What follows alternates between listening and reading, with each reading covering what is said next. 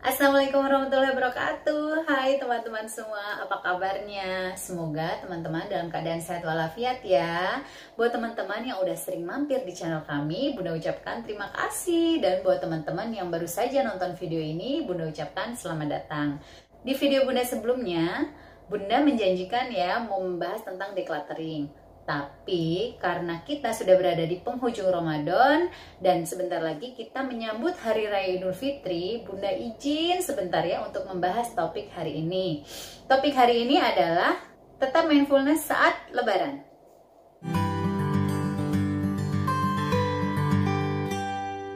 Ya, yang kita ketahui ya teman-teman, bahwa minimalis itu terkenal dengan gaya hidup sederhana.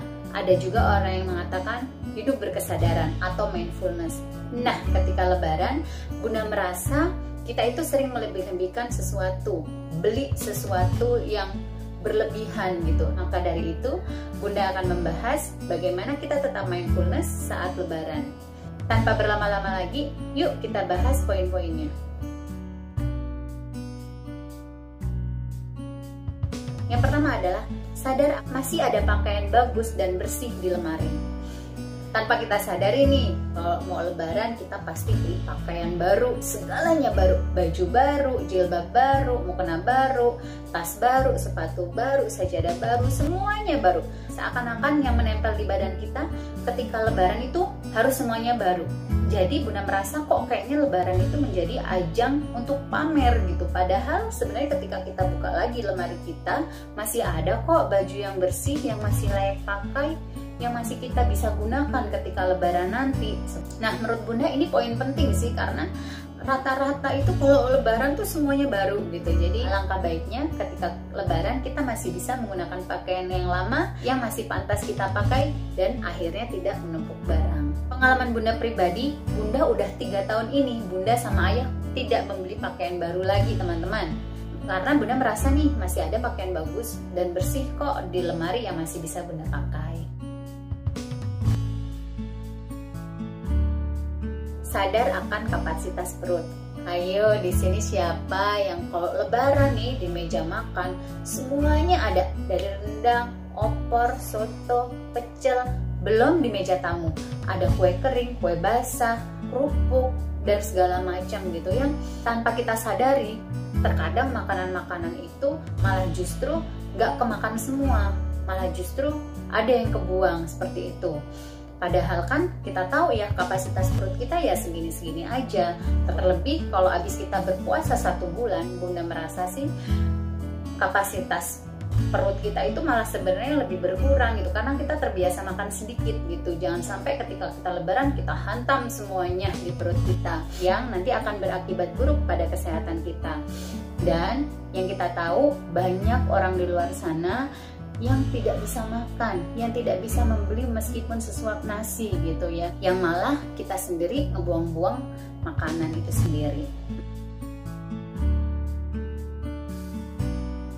Yang ketiga adalah sadar kalau rumah kita itu butuh nafas. Siapa di sini kalau yang Lebaran semuanya didekor, rumah itu semuanya didekor, pengen semua itu baru. Kita tuh kayaknya nggak mau ngelihat dinding kita itu kosong gitu, jadi harus ditempelin nih sama hiasan-hiasan dinding, hiasan rumah gitu. Padahal kalau kita tahu ya teman-teman, mungkin kalau misalnya masih ada hiasan rumah yang lama yang memang sudah usang, ya udah tinggal dilap, dibersihin, dipajang deh gitu. Pun kalaupun misalnya nggak ada hiasan rumah juga nggak masalah, yang penting rumahnya bersih teman-teman gitu. Jadi jangan sampai hiasan-hiasan rumah malah nantinya jadi menumpuk. Sebenarnya kita sudah menghabiskan uang untuk membeli perintilan-perintilan rumah itu. Yang keempat adalah sadar kalau orang lain itu punya hati dan perasaan. Udah gak asing lagi ya kalau ketika Lebaran, ketika silaturahim itu banyak pertanyaan basa-basi yang beredar nih di masyarakat kita. Contohnya, kapan lulus kuliah, kapan kerja, kapan nikah, kapan punya anak, kapan anaknya ditambahin lagi, kapan anaknya sekolah, yang menurut Bunda pertanyaan itu nggak akan ada habisnya gitu. Dan harus kita sadari teman-teman bahwa orang yang kita tanyain itu mereka tuh punya hati dan perasaan. Jangan sampai nih karena basa-basi kita nih orang yang kita tanyain malah jadi sakit hati. Bukannya Lebaran itu waktunya kita untuk bermaaf-maafan ya, waktunya kita untuk melapangkan dada, untuk membersihkan hati. Dengan basa-basi itu kita jadi mengotori lisan kita dan menyakiti hati teman-teman kita. Alangkah baiknya untuk tidak basa-basi seperti itu.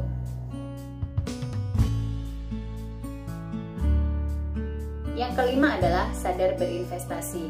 Rata-rata orang Indonesia yang berpenghasilan ketika mau lebaran pasti menerima THR, tunjangan hari raya.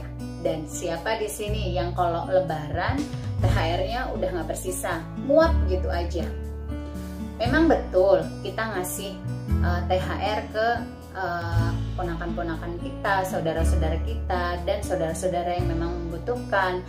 Tapi kadang kita lupa, kita juga menghambur-hamburkan uang untuk beli ini, beli itu, beli ini, beli itu, yang akhirnya jadi numpuk barangnya, yang akhirnya uangnya jadi nguap gitu aja, yang malah justru gak ada sisanya gitu setelah lebaran. Bunda pribadi, dari bunda dulu masih bekerja, bunda bekerja, bunda dapat THR, biasanya kita gunakan satu aja. Misalnya THR ayah kita gunakan untuk keperluan lebaran, ya udah THR bunda simpen, atau sebaliknya. Nah sekarang ketika bunda udah nggak bekerja, ya udah saat ini bunda sisihkan sebagian. Biasanya sih bunda sisihkan minimal separohnya ya, minimal separoh dari THR ayah itu kita sisihkan untuk diinvestasikan atau ditabung. Nah 50%-nya lagi kita gunakan untuk keperluan lebaran yang memang harus kita keluarkan. Ingat poinnya teman-teman, yang memang harus kita keluarkan. Kalau nggak harus dikeluarkan, mending disimpan aja. Karena kita ingat teman-teman, bahwa gaya hidup minimalis itu adalah gaya hidup yang merencanakan masa depan, bukan gaya hidup yang memikirkan hari ini saja. Seperti itu teman-teman. Nah, yang terakhir kalinya bunda pun sadar ya teman-teman, sejauh channel ini dibuat, dari awal video kami rilis sampai video ini mungkin akan tayang nanti, kami merasa memiliki banyak kesalahan pada teman-teman semua, terutama bunda, karena yang sering nongol di channel ini adalah bunda ya teman-teman. Tanpa bunda sadari, mungkin banyak perkataan bunda yang menyinggung perasaan teman-teman, atau video kami yang tidak berkenan di hati teman-teman. Bunda mewakili KH Family mohon maaf sebesar-besarnya kepada teman-teman semua. Semoga amal ibadah kita di bulan Ramadan ini diterima di sisi Allah, dan kita diberi kesempatan oleh Allah untuk bertemu di Ramadan berikutnya. Akhir kata dari Bunda, minal aizin wal faizin, mohon maaf lahir dan batin. Selamat menyambut Hari Raya Idul Fitri. Semoga video kami bermanfaat, dan wassalamualaikum warahmatullahi wabarakatuh. Bye teman-teman semua.